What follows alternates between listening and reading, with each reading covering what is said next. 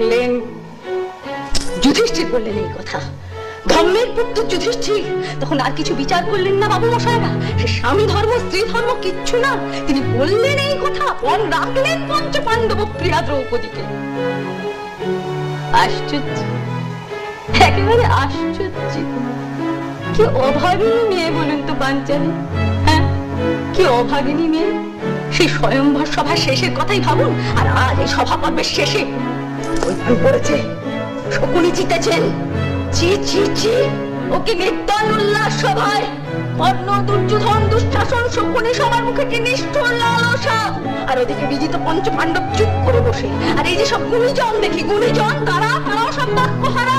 বাবু মশাইরা, এইরকম এক একটা কাল আসে পৃথিবীতে যখন এইসব গুণীজনেরা সব চুপ করে থাকে, আর যে অত্যাচারিত হয় সে হয়েই যায়, হয়েই যায়।